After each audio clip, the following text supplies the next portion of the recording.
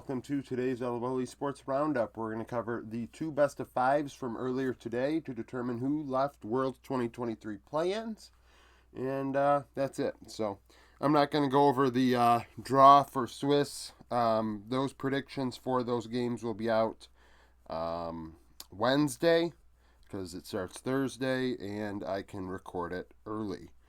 So predictions: I'm 8-5, went 1-1 on the day. We'll start off with Team Wales GAM. I had GAM winning this one 3-1. I thought that, looking at their season and how they played against each other, keep in mind yesterday's sneak peek when we went over the 9 games that these two teams had played in summer and playoffs. They never had the full 5v5. The support was always not Pallet versus BA. And when Wales gave GAM a run and they had CBL as their support, they also lost 3-1. So the support was the difference to me, actually. Pallet, I thought, played excellent in this series. I think he's played very well throughout this event, outside of the Loud first series, of course. So they win 3-1. KD 17, 14, 34. 34% of damage, once again leading the way. Slater, 23, 6, and 20. Glory for Team Wales, 10, 14, 18, 28% of damage in the loss. So, obviously, an interesting series because we had a rematch of the two Vietnamese seeds. The supports, BA, Pallet, I thought that was, that's a good matchup. Artemis and Slater, that's interesting. But it was the mid lane that I thought was going to be the difference maker for Wales if they had a chance. And Katie just found a way to be more impactful.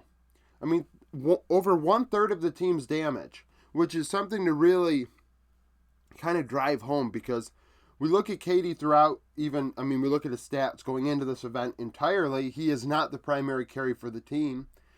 You look at him historically, internationally, he has struggled. Now, he's against play-in teams, but he has done a lot of work this past week. And it goes to show you maybe that international stats for players like Katie, Levi, Kiea could be a bit deflated because they were playing in main event off the rip every time. They always were the Vietnamese first seed, so they went right into group stage and had to play major region talent and not able to boost their stats against minor region teams.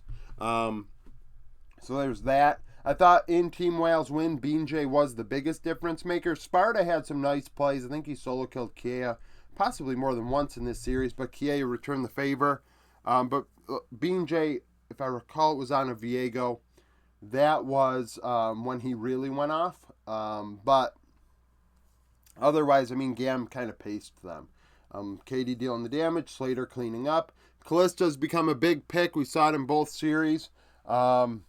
And we'll see if that transpires into the main event. I know that was a champion that people identified as a pick that could show its face at this tournament. But I'm not shocked by this. So it's not really a lot to discuss outside of, I would have liked Glory and Artemis to give us more. Artemis especially. And see how they did against main event teams, because we kind of know GAM's limitations against major region talent from the last couple of years. Now, Levi will fit right in. He's definitely taken on more of a facilitator role. We saw a Sejuani game today. Definitely not something that I think of when I think of Levi, but when they have to play against really, really good teams, Levi may have to go 1v9 if they want a chance to win. So that's the deal there. And then PSG BDS. BDS win 3-2. Adam was my MVP. Nuke 19, 17, 29, 28% of damage. 4 of those 19 kills coming in a quadra to seal the deal in Game 5. Crowny 24, 9, and 24. Maple 25, 11, 22, 31% of damage in the loss. Maple kind of put his stamp that, hey, I am still a very, very fucking good player in this one. So I want to say that off the rip.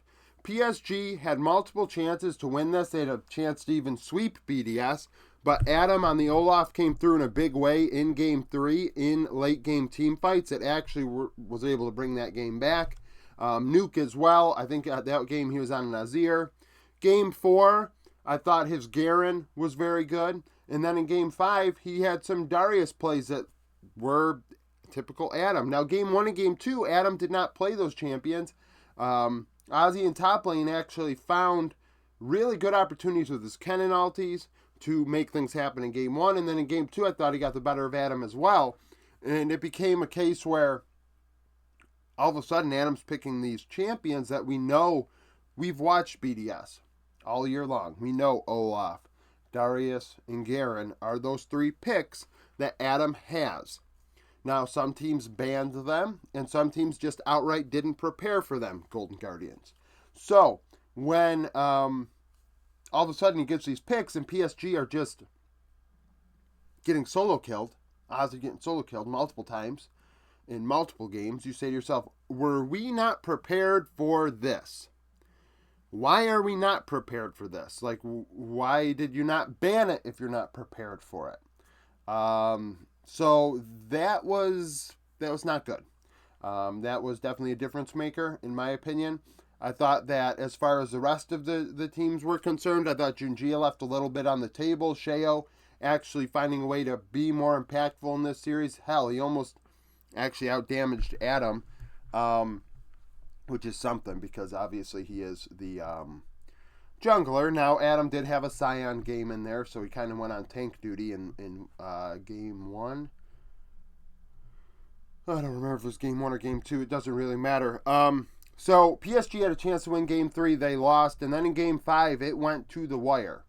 It was a long game, elder fight, things like that. And BDS come out ahead. PSG actually were able to take 2 inhibs in the late game and had a chance to win this game and lost the final team fight. And it's just as simple as that. So you could argue Nuke was MVP because he had the Quadra in that final team fight as Tristana, dealing a ton of damage in Game 5. So that would have been fair. You know, we saw a bit of Zeri in this series. Haven't seen a ton of Zeri in this play-in stage. Will we see it in the main event? I imagine so, because we will have some high tier 80 carries that, you know, will be willing to try it.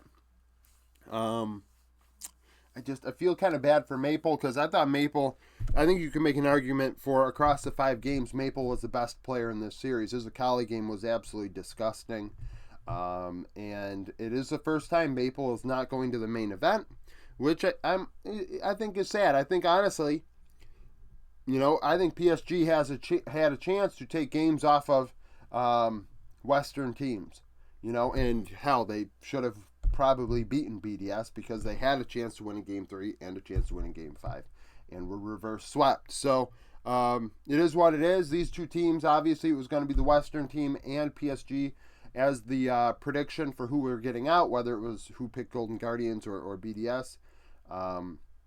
So seeing the 2 teams face off against each other because BDS had lost to Team Wales, that was the result. Unfortunately, you do have to look at the format. I know somebody in the Discord mentioned how, you know, you could argue it kind of sucks for Team Wales and PSG that both of them did not have an opportunity to lose. And you know, you know how I am about that, and the issues with double elim and loser brackets and things like that. That the winner bracket finalist does not get an opportunity to lose. This whole like, oh, but they get to watch and prepare. Like, I think everybody with you know, everybody that's kind of thinking about it, I'd rather have an opportunity to lose than be able to sit and watch. You know, I'd rather like play the games. So, you know, BDS had an opportunity to lose to Team Wales. GAM had an opportunity to lose to Loud. And unfortunately, Wales and PSG went undefeated and then lose in the final best of 5 to not have an opportunity to move on. So I think that does, I think that does need to be talked about a bit. This is a new format for Worlds, and it is something that, you know, maybe needs to be looked at for next year. I know that, you know, in the next 2 days I'll probably have videos up where I'm talking about play-ins and maybe some of my thoughts going into the Swiss stage. Like I said, I'm not going to be discussing the you know, I'm not going to map it all out or anything. I have no intentions of mapping it out. So, yeah, that's it for this video. Thank you for watching. If you like the video, like it, subscribe to the channel for daily League of Legends content. Follow me on Twitter, join the Discord, become a YouTube supporter, and I hope to see you again tomorrow.